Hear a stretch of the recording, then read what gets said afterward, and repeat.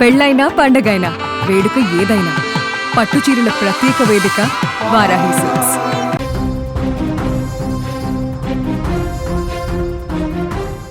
Big breaking news చూస్తున్నాం. అహ్మదాబాద్ విమాన ప్రమాదం పెను విషాదాన్ని నింపింది. ఎటు చూసినా అక్కడ శవాలే కనిపిస్తున్నాయి. దెబ్బతిన్న బిల్డింగ్లు, కాలిపోయిన కార్లు, బైకులు కనిపిస్తున్నాయి. అహ్మదాబాద్ విమాన ప్రమాదం తర్వాత అక్కడ పరిస్థితి పూర్తిగా ఒక భయానకాన్ని తలపించే విధంగా ఉంది. 265కి మృతుల సంఖ్య చేరింది. ఇంకా ఈ సంఖ్య పెరిగే అవకాశం కనిపిస్తుంది. విమానంలో ప్రయాణించిన వారితో పాటు మెడికో కాలేజీలోని డాక్టర్లు, మెడికోలు దాదాపుగా 20 మందికి పైగా చనిపోయినట్టుగా తెలుస్తోంది. ప్రమాద ధాటికి మృతదేహాలు పూర్తిగా కాలిపోయి గుర్తుపట్టలేని స్థితిలో ఉండటంతో DNA ద్వారా మృతదేహాలను గుర్తించి బంధువులకు అప్పగించేందుకు అధికారులు పూర్తిగా అక్కడ శ్రమిస్తూ ఉన్నారు. సహాయక చర్యలు కొనసాగుతున్నాయి. అక్కడి నుంచి తాజా సమాచారం తెలుసుకుందాం. అహ్మదాబాద్లో ఎక్కడైతే విమాన ప్రమాదం జరిగిందో అక్కడి నుంచి, ఆ సంఘటన స్థలా నుంచి మరింత ఇన్ఫర్మేషన్ అందించడానికి లైవ్ లో సిద్ధంగా ఉన్నారు మా ప్రతినిధి హర్షిని. ఏంటి అక్కడి నుంచి సమాచారం? పూర్తిగా అధికారులు అక్కడ పర్యవేక్షిస్తున్నారు, సహాయక చర్యలు కొనసాగుతున్నాయి. మృతదేహాలు అన్నీ కూడా పూర్తిగా ఆసుపత్రికి తరలించిన పరిస్థితి ఉందా? అక్కడ ఏం జరుగుతోంది ప్రజెంట్? మృతదేహాలు అన్ని పూర్తిగా తరలించిన పరిస్థితి కంటే మనం అలా స్పెక్యులేషన్స్ దారిలో కాకుండా వాస్తవాలు కొద్దిగా లేట్ అయినా వాస్తవాలు చెప్పే ప్రయత్నం చేద్దాము. మీరు అడిగిన ప్రశ్నకి మృతదేహాలు యాక్చువల్లీ మనకు కనిపిస్తున్నవి, ఇంతకుముందు మీరు ఫుటేజ్ కూడా చూడగలిగితే 4 అయితే కనిపిస్తున్నాయి. చాలా గుర్తుపట్టలేని పరిస్థితుల్లో ముద్ద అయిపోయినవి కొన్ని. అన్ని శవాలు మనకి రికవర్ అయ్యా, తీసారా అంటే అది ఇంతవరకు నిర్ధారించలేకపోతున్నారు. వాళ్ళు నిర్ధారించింది మాత్రం కేవలం ఒకటే బయటకు వచ్చినట్టు కనిపిస్తుంది. నిన్నైతే మనకి దగ్గరగా ఏ అయితే బిల్డింగుల మీద పడ్డాయో అక్కడ వరకు మనల్ని అనుమతించిన పరిస్థితి కనిపించింది నిన్న నైట్ వరకు.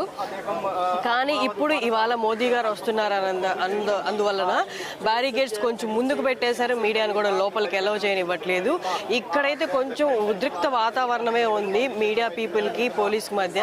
వాళ్ళు వీళ్ళు సామరస్యంగా ఉండాలి అన్న పరిస్థితి వాళ్ళు క్రియేట్ చేయడానికి ఒక కైండ్ ఆఫ్ క్రాష్ తర్వాత వాళ్ళు సేకరించాల్సిన ఆధారాలన్నీ సేకరిస్తున్నారు. అలాగే పోలీస్ డిపార్ట్మెంట్ నిన్న జరిగిన దుర్ఘటన దగ్గర నుండి ఇక్కడే ఉన్నారు. వారు రాత్రి కూడా పడుకోకుండా వాళ్ళు ఇక్కడే డ్యూటీలోనే ఉన్నారు. నేను రాత్రి 11 గంటలకు సుమన్ టీవీ ఇక్కడ చేరుకున్న టయానికి ఎవరైతే పోలీసులు ఉన్నారో వాళ్ళు ఇంకా ఇక్కడే ఉన్నారు. నార్మల్ గా పోలీసులు షిఫ్ట్ వారి పనిచేస్తుంటారు అనుకున్నారు, కాదు. నిన్న మధ్యాహ్నం నుండి ఇప్పటి వరకు ఎవరైతే పోలీసులు మధ్యాహ్నం వచ్చారో వాళ్ళే ఇప్పటికీ ఉన్నారు. ఇంకొకటి, నేను మాట్లాడుతున్నప్పుడు మీకు క్లియర్ గా అసలు ఎలా జరిగింది 2-3 మినిట్స్ లోనే మీరు ఫ్లైట్ వెళ్లే మార్గం మీకు చూపిస్తాను. కరెక్ట్ గా నేను ఎక్కడైతే నిల్చున్నానో ఇదే మార్గంలో ఫ్లైట్స్ వెళ్తాయి అన్నమాట.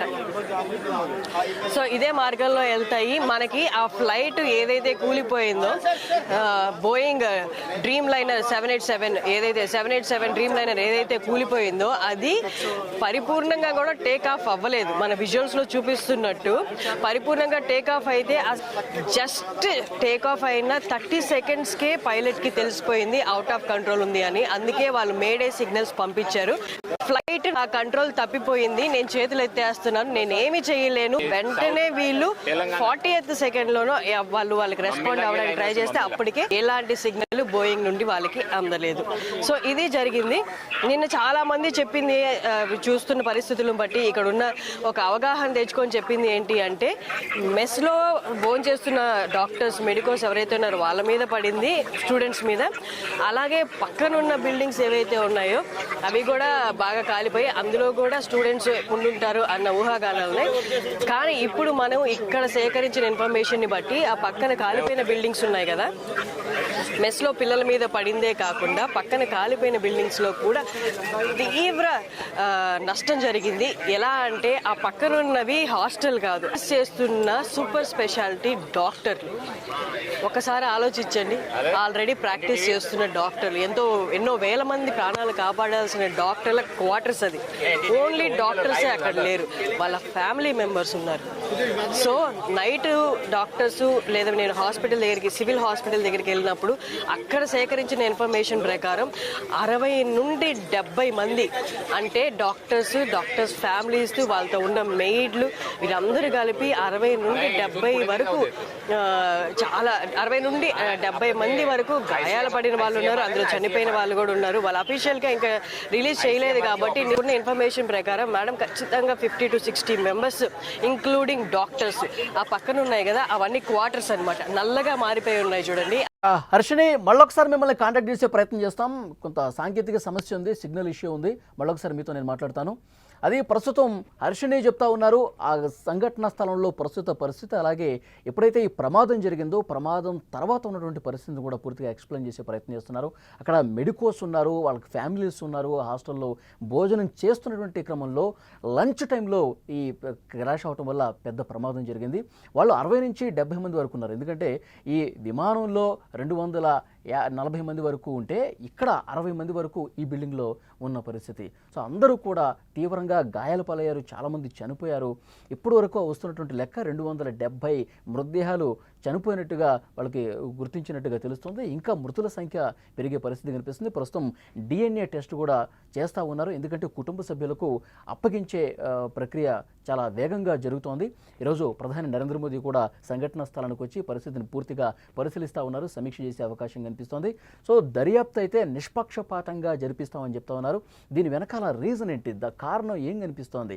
ఇంత పెద్ద పెను విషాదానికి దారితీసినటువంటి ఈ ప్లేన్ క్రాష్ అవడానికి సాంకేతిక సమస్య కారణమా, లేకపోతే దీనికి కారణం వేరే ఉందా? ఇవన్నీ కూడా నిగ్గు తేల్చాల్సినటువంటి విషయం కనిపిస్తోంది. ఎందుకంటే పైలట్ కూడా చాలా సీనియర్ పైలట్, 8,000 కిలోమీటర్లకు పైగా నడిపినటువంటి అనుభవం, గంటలు నడిపినటువంటి అనుభవం ఉంది. సో డెఫినెట్గా ఇవన్నీ కూడా పరిశీలిస్తూ ఉన్నారు. కాక్పిట్ వాయిస్ రికార్డర్ ఏదైతే ఉందో అది మేడే అని చెప్పి 3 సార్లు అత్యవసర పరిస్థితిని ప్రకటించిన తర్వాత వాళ్ళు ఏం మాట్లాడారు, ఆ కాల్లో ఏముంది, ఆ వాయిస్ రికార్డర్ కాక్పిట్కి సంబంధించి బ్లాక్ బాక్స్కి సంబంధించినటువంటి సమాచారం వెలికి తీసే పనిలో ఉన్నారు. ప్రస్తుతం దాని జాడ కోసం వెతుకుతూ ఉన్నారు. అక్కడ అత్యవసర పరిస్థితి ప్రకటించారు, ఎందుకంటే ఎవరూ కూడా అక్కడికి రాకుండా, ఎందుకంటే ఇంకా చాలా వేడి వాతావరణం కనిపిస్తుంది. ఎక్కడైతే విమానం క్రాష్ అయిందో వేడి వాతావరణం ఇంకా ఉంది, చెట్లన్నీ కూడా పూర్తిగా కాలిపోయి మంటలు ఇంకా ఆరనటువంటి పరిస్థితి ఉంది. సో డెఫినెట్గా ప్రస్తుతం అధికారులు ఒకవైపు దర్యాప్తు చేస్తున్నారు, మరోవైపు దొరికినటువంటి మృతదేహాలన్నింటినీ కూడా ఆసుపత్రికి తీసుకెళ్లి ప్రస్తుతం DNA టెస్టులు చేస్తున్నటువంటి పరిస్థితి ఉంది. కుటుంబ సభ్యులు ఆర్తనాదాలతో, ఒక విషాద వర్ణాలతో అక్కడ పరిస్థితి ఎంత దారుణంగా ఉందంటే చెప్పటం వీలు కావట్లేదు. కుటుంబ సభ్యుల రోదనలు మిన్నెట్టుతున్న పరిస్థితి. ఎక్కడ చూసినా శవాలే కనిపిస్తున్నాయి, దెబ్బతిన్న బిల్డింగ్లు, కాలిపోయిన కార్లు, బైకులు. గుజరాత్ విమాన ప్రమాదం తర్వాత అక్కడ పరిస్థితి మనం చూస్తూ ఉన్నాం. ఇప్పటికే 265కు పైగా మృతుల సంఖ్య ఉంది, ఇంకా మృతుల సంఖ్య పెరిగే పరిస్థితి కనిపిస్తుంది. విమానంలో ప్రయాణించిన వారితో పాటు మెడికో కాలేజీలోని డాక్టర్లు, మెడికోలు దాదాపుగా 60 నుంచి 70 మంది వరకు ఉన్నారు. సో వాళ్ళ సంఖ్య ఎంత, వాళ్ళు ఎంతమంది చనిపోయారు అనేది కూడా ఇవాళ బయటకు వచ్చే అవకాశం ఉంది. ఈ ప్రమాదం ధాటికి మృతదేహాలు పూర్తిగా కాలిపోయి గుర్తుపట్టలేని స్థితిలో ఉండటంతో DNA ద్వారా మృతదేహాలు గుర్తించి బంధువులకు అప్పగించే ప్రయత్నాలు ముమ్మరంగా జరుగుతోంది.